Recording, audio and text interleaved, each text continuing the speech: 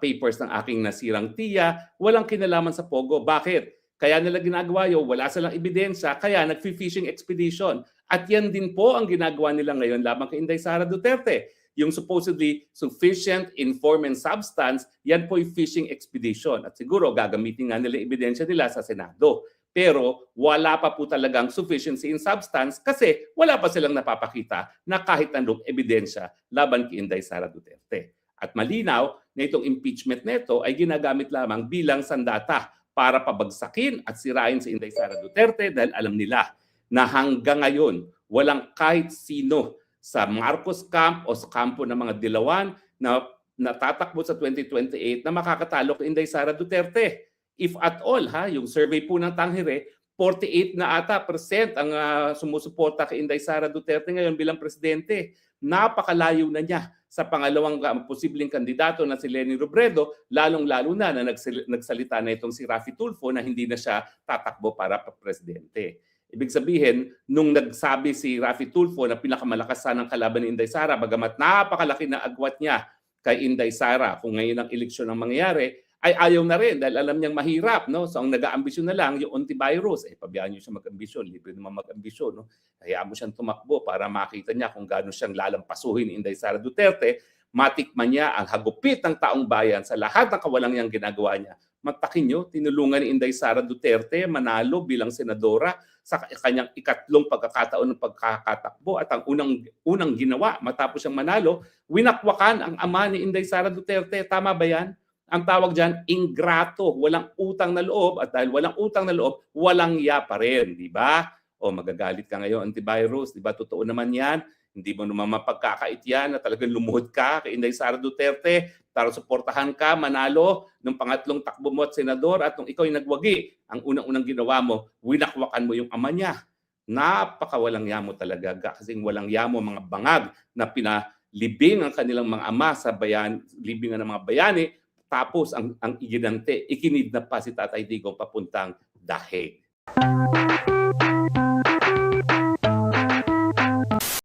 Ako daw po ay naghihinanakit lamang kay Ramil Madriaga dahil tinulungan niya ang ilang mga magsasaka dun sa lupa na di umano ay nagbiktima ako ng mga land grabbing.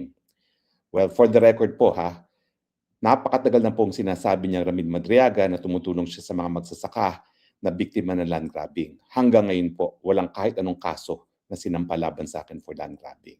Meron pong isang kaso, isang abogado ng dating abogado rin ni Madriaga dito sa kidnapping case na napalitan na si Attorney Villanueva, nagdemanda po siya sa DARAB para mapawalang bisa yung deed of sale na pinirmahan niya doon sa kumpanya na bumili ng lupa niya.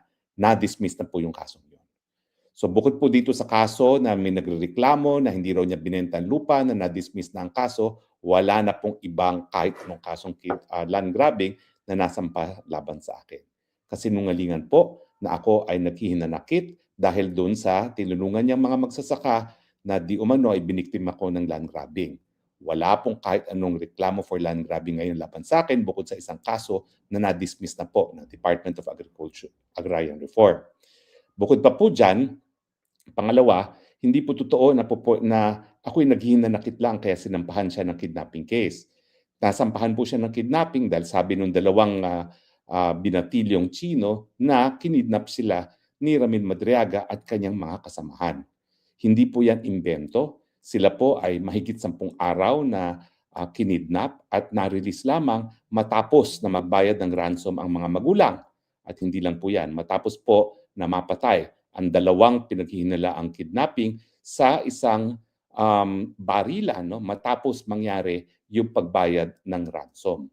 So hindi po hinanakit ang dahilan kung bakit siya nakasuhan. Sinabi po ng mga biktima na isa siya sa mga nang-kidnap at sabi nga ng anti-kidnapping group, siya po ang pinuno ng notorious na Madriaga Criminal Syndicate Group. Pangatlo po, bagamat hindi pa po sentensyado itong si Madriaga para dito sa dalawang counts of kidnapping, nauna na po siyang nagkaroon ng sentensya ng kamatayan para din sa kidnapping. Hindi lang po natuloy ang kanyang pagpatay bilang parusa dahil siguro po binigyan siya ng second chance ng ating Korte Suprema on automatic review, sabi daw po ng Korte Suprema, hindi raw po napatunayan beyond a reasonable doubt ang kanyang pagkakasala. Pero siya po nung minsan ay nasentansyahan na ng kamatayan para nga sa kidnapping. Bukod pa po dyan, sinampahan din niya ng kaso ng extortion, robbery ni dating Governor Chavit Singson. At ang pinakaimportante po, bagamat hindi pa siya sentensyado dito sa kaso na hinahawakan namin, ay siya po ay pinagkaitan na ng bail. Ibig sabihin po, pinagkaitan siya na magkaroon ng panandaliang kalayaan dahil po malakas ang ebidensya laban sa kanya.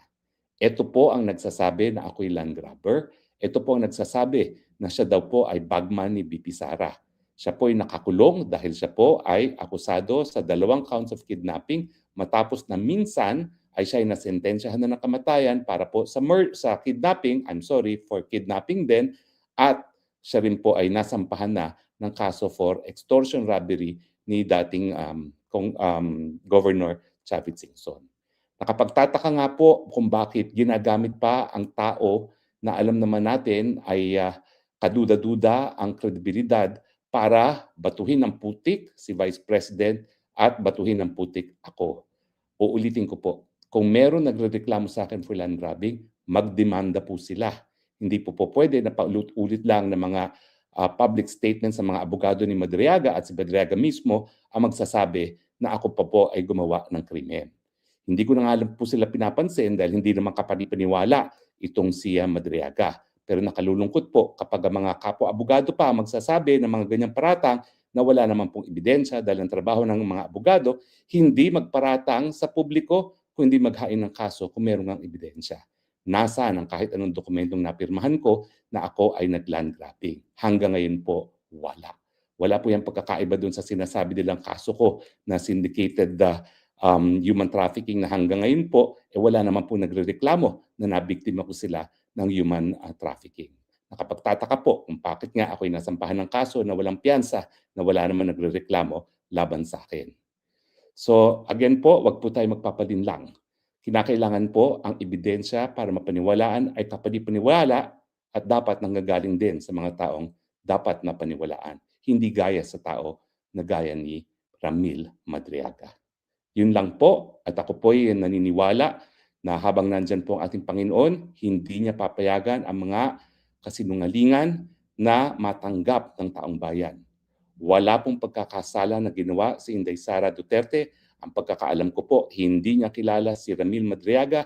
Ako pa po ang nagsabi sa kanya nung tinanong niya kung sino ba itong Ramil Madriaga na nagbabanta sa buhay niya at sa buhay ko. At ang sinabi ko nga po, yan po ay napakulong namin dahil siya po ay akusado ko sa kasong kidnapping. Ako pa po ang nagsabi kay VP Sara kung sino si Ramil Madriaga, hindi po niya kakilala yan ni minsan. Bagamat itong Ramil Madriaga, doon po sa preliminary investigation ay palagi na nag-name drop, si VP Inday Sara. Ang iniisip ko nga po ng mga panahon noon, ang kapal naman itong mapang to. Akala niya pati ako na personal na kakilala ni Inday Sara, mabobola niya na siya ay malapit kay Inday Sara Duterte.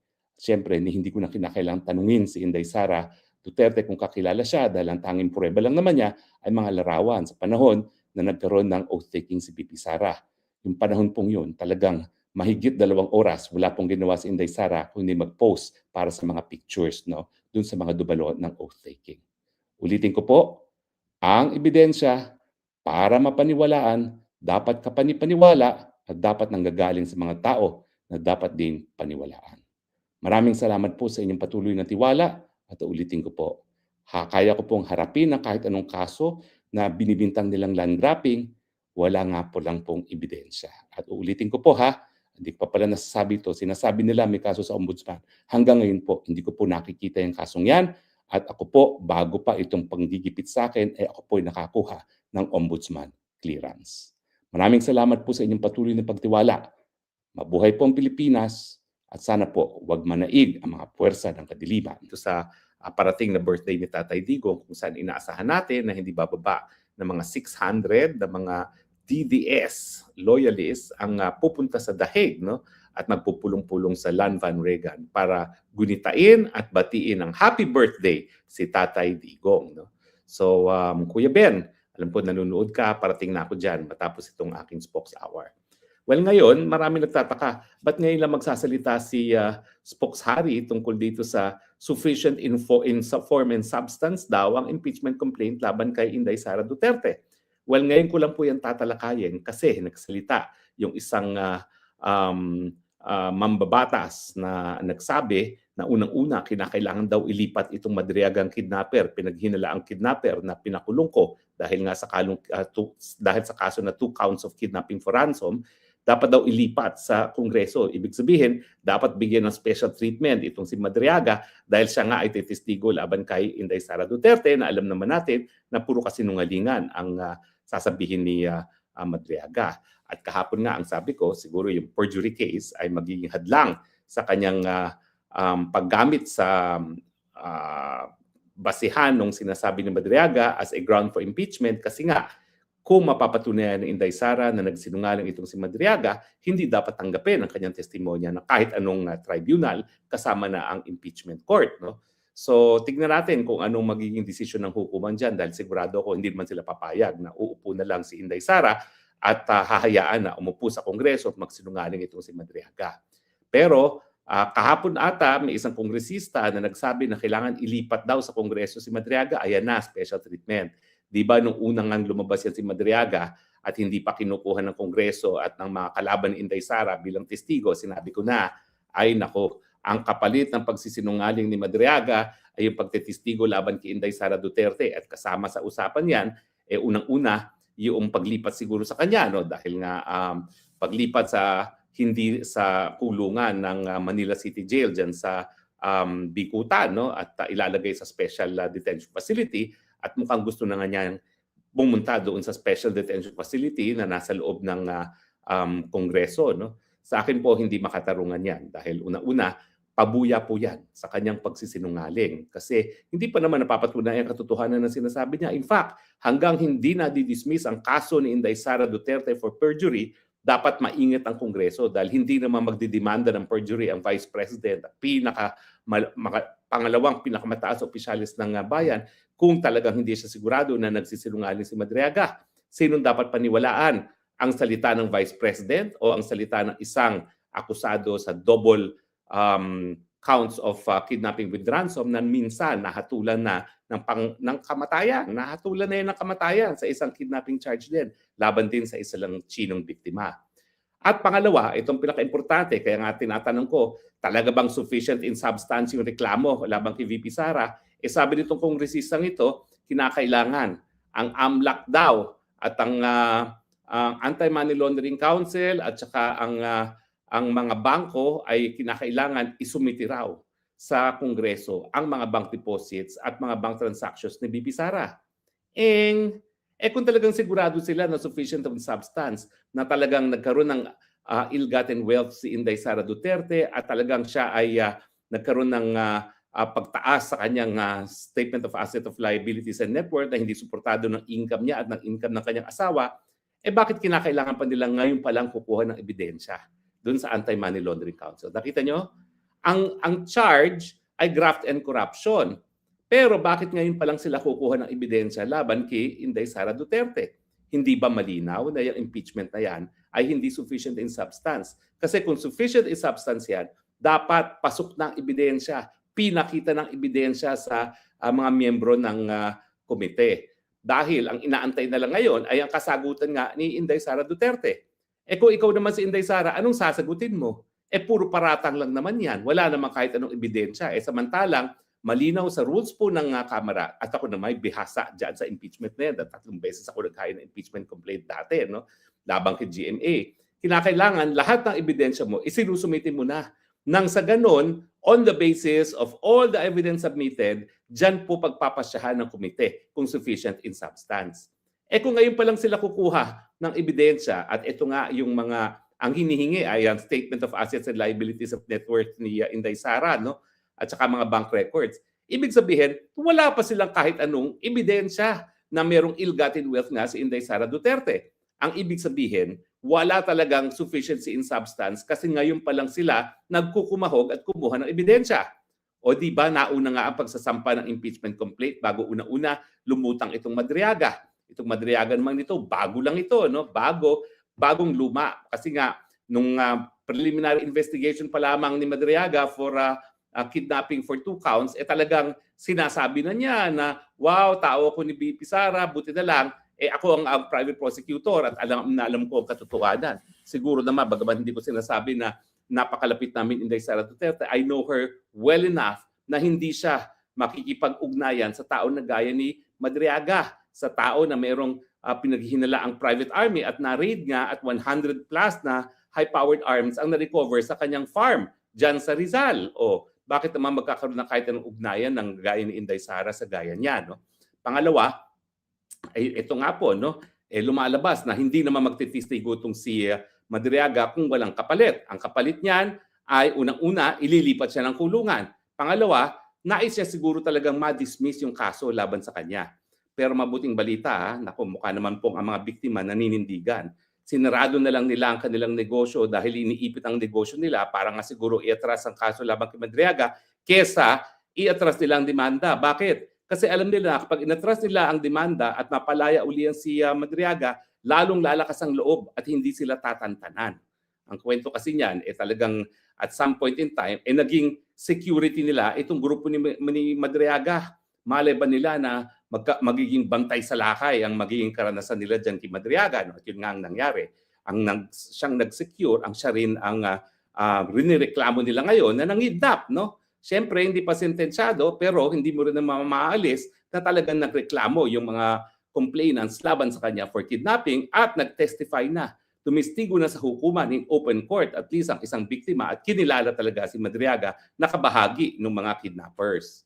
So makikita natin na unang-una, itong ebidensya nila na Madriaga, kailan lang yan lumantad. Bagamat pangalawang beses na nilang ini-impeach si Inday Sara for graft and corruption. Pangalawa, ngayon lang sila humihingi ng salin at ibang mga dokumento galing sa kung ano-anong opisina laban kay Inday Sara Duterte, patunay na kahit anong ebidensya ay wala silang hawak laban kay Inday Sara Duterte. Anong conclusion natin? Talagang itong supposedly sufficient informant substance sa impeachment complaint laban kay Inday Sara Duterte ay fishing expedition. Wala pong pagkakaiba yan sa ginawa nilang investigasyon laban sa akin, di umano sa aking mga gawain in connection with Pogo. Sa totoo lang, malinaw naman. Wala akong kahit anong pag-aari sa korporasyon na engaged sa Pogo. Ang sinamahan ko lang ay isang kliyente ko sa isang ejectment case na nagpapaupa sa Pogo. And yet, ang hinihingi nilang mga dokumento sa akin, mga salin, mga estate papers ng aking nasirang tiya, walang kinalaman sa Pogo. Bakit? Kaya nila ginagawa yun, wala silang ebidensya, kaya nag-fishing expedition. At yan din po ang ginagawa nila ngayon laban kay Inday Sara Duterte. Yung supposedly sufficient informant substance, yan po yung fishing expedition. At siguro gagamitin nga nila ebidensya nila sa Senado. Pero wala pa po talagang sufficiency in substance kasi wala pa silang napapakita na kahit anong ebidensya laban kay Inday Sara Duterte. At malinaw na itong impeachment nito ay ginagamit lamang bilang sandata para pabagsakin at sirain si Inday Sara Duterte dahil alam nila na hanggang ngayon walang kahit sino sa Marcos camp o sa kampo ng mga Dilawan na natatakbo sa 2028 na makakatalo kay Inday Sara Duterte. If at all, yung survey po ng Tanghire, 48 na ata percent ang sumusuporta kay Inday Sara Duterte ngayon bilang presidente. Napakalayo na niya sa pangalawang posibleng kandidato na si Leni Robredo, lalong-lalo na nagsalita na itong si Raffy Tulfo na hindi na siya tatakbo para presidente. Ibig sabihin, nung nagsabi si Raffy Tulfo na pinakamalakas ng kalaban ni Inday Sara, bagamat napakalaki na agwat niya kay Inday Sara kung ngayon ang eleksyon ang mangyayari, ay ayaw na rin dahil alam niyang mahirap. No? So ang nag-aambisyon na lang yung antivirus. Pabayaan niyo siya mag-ambisyon. Libre naman mag-ambisyon. No? Hayaan mo siyang tumakbo para makita niya kung gaano siyang lalampasuhin ni Inday Sara Duterte. Matikman niya ang hagupit ng taong bayan sa lahat ng kawalangyang ginagawa niya. Matakin niyo, tinulungan ni Inday Sara Duterte manalo bilang senadora sa kanyang ikatlong pagkakataon ng pagkakatakbo at ang unang ginawa matapos siyang manalo, winakwakan ang ama ni Inday Sara Duterte. Tama ba yan? Ang tawag dyan, ingrato. Walang utang na loob at dahil walang utang na loob, walang ya pa rin. Di ba? O magagalit ka ngayon, antivirus. Di ba? Totoo naman yan. Hindi mo naman mapagkakait yan na talagang lumuhod ka kay Inday Sara Duterte para suportahan ka, manalo ng pangatlong takbo mo at senador at nung ikaw ay nagwagi, ang unang-unang ginawa mo, winakwakan mo yung ama niya. Napakawalang yamo talaga, kasing walang yamo mga bangag na pinalibing ang kanilang mga ama sa libingan ng mga bayani, tapos ang iginante, ikinidnap pa si Tatay Digong papuntang Daheg. Kaya nga po malinaw ang tawag ng panahon para sa mga Pilipino, manindigan. Ang kalaban po ng bayan, mga talagang napatunayan ng mga walang hiya at mga walang utang na loob, mga sakim. Kaya kinakailangan manindigan po. Nabalitaan ko po ngayon, kausap ko lang ang misis ko, nako, 87 na po ang gasolina. Luluhod na po ang Pilipinas. Totoo po, ang magpapaluhod sa Pilipinas ay itong krisis sa gitnang silangan.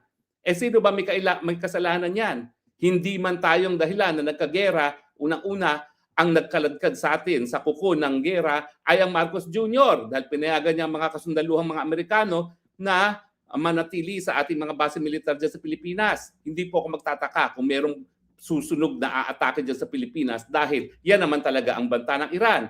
Aatakihin niya ang lahat ng mga base militar ng mga Pilipinas, kasama na dyan yung mga base militar na nasa Pilipinas. Meron nga pala po ako nakita sa internet at siguro ipopost ko po dito yan. Abay, ang Pilipinas po sa 10 lugar kung saan pinakamaraming base militar ang mga Amerikano, pangalawa po ang Pilipinas. Mantakin nyo yan, pangalawa tayo sa buong daigdig na pinakamaraming mga base militar sa Pilipinas. Sinasabi nila wala raw base militar, pero dahil pinagamit nga natin ang mga base militar natin, kinukonsidera yan ng buong mundo na base militar na ng mga Amerikano. Bakit? Magagamit ba natin yung kanilang mga sophisticated na mga eroplano at mga equipment na nakaparada, lalong-lalo niya dyan sa Lumbia Air Force ngayon, Air Base, dyan sa Cagayan de Oro? Hindi ko nga maintindihan bakit Cagayan de Oro ang gagamitan nila. No? Siguro, dyan nila gagamitan yan para rest back papunta ng gitnang silangan. No? Pero kaya nga po, ang sinasabi ko, kiniladkad tayo sa kuko ng gera ng mga Marcos administrasyon kasi ngayon, sigurado po yan. Ang sabi ng mga Iranians, tatargetin nila ang mga base militar ng mga Amerika kahit nasan man yan. At habang nasa Pilipinas sila, naku, magiging target po tayo ng Iran. Wag naman po sana, pero sa tingin ko, sa darating na panahon, mangyayari po yan. Lalong-lalo na napapatunayan ng Iran na ang kanilang kakayahan para talunin ng Amerikano ay hindi sa open confrontation, kundi tinatawag na asymmetric attacks. Gagamitin nila mga drones, gagamitin nila cyber attacks, gagamitin nila yung mga maliliit na mga fundamentalist groups, no? Gaya ng Hezbollah. Dito sa ating lugar, alam naman natin na ang Al-Qaeda nandyan din yan. So ano ba naman yun kung tutulungan ng Iran ng Al-Qaeda para pasabugin o magpasabog dyan sa mga base militar ng Amerikano? Wag po sana, dahil ayaw ko na ni isang Pilipino mamatay sa putukan ito. Itong gera po ito, walang kinalaman ng Pilipinas. Ang sinasabi ko lang po, dahil pinagamit nga natin ang mga teritoryo natin, yan po, baka tayo matarget ng Iran. At yan naman po sinasabi ng Iran. Tatargeting nila ang lahat ng base militar ng mga Amerikano. At nandyan po sila ngayon. For some reason, nagkumpul-kumpulan po sila ngayon sa Lumbia. Hindi ko po alam kung ano talaga ang plano nilang gawin dyan sa Cagayan de Oro. Pero kung ano man yan, I'm sure alam yan ng mga Iranians na dumadami mga kasundaluhan dyan sa Cagayan de Oro. Kaya kawawa naman yung mga taga Cagayan de Oro kung tatargetin sila ng Iran. No? At ang tanging pamamaraan para maiwasan yan, wag nating payagan na gamitin ang teritoryo natin ng mga Amerikano. At yan po ay naging desisyon na unang-una ng Spain.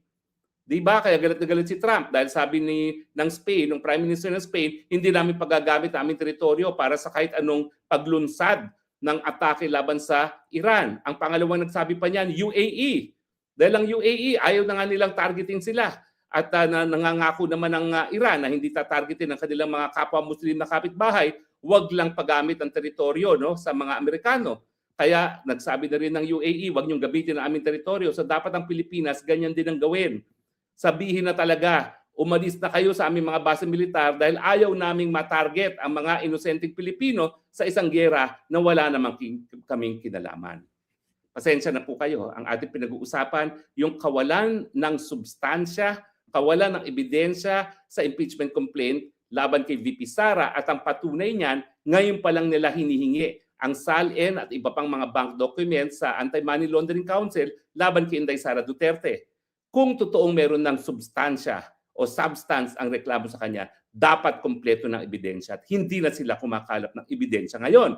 Kung totoong malakas ang kanilang ebidensya laban kay Inday Sara Duterte, dapat hindi na silang nagbibigay ng special treatment sa mga akusado sa kidnapping gaya ni Ramil Madriaga. Pero dahil ginagawa nila pareho yan, ang pangako na bibigyan ng special treatment si Ramil Madriaga, baka nga paatrasin ang nagrereklamo sa kanya o di naman kaya bigyan ng pardon ng presidente kung siya'y makonvict. Anong klaseng testimonya yan? Testimonya na kapalit ng kalayaan, bagamat sabi ng mga biktima, talagang sila yung naging biktima ng kidnapping sa kamay ni Ramil Madriaga. Nakakalungkot po kasi parang nabaliwala ang katarungan para sa mga biktima kapalit ng politika dahil ginagamit lamang si Ramil Madriaga para sirain nga si BP Sara. At kaya naman po, ang aking mensahe, talaga kinakailangan iparinig niyo ang boses niyo. Tama na, sobra na yung kanyang kabangagan ang dahilan kung bakit pumapayag siya na gamitin ng mga dayuhan ng ating mga teritoryo para sa mga gera na wala naman tayong kinalaman at wala tayong benepisyong makukuha. Tayo nga po ang talagang magdurusa pag naggera kasi tignan nyo ngayon, halos 90 na ang presyo ng gasolina ngayon. Yan ba ay ayon sa interes ng Pilipino na magkagera sa gitnang silangan?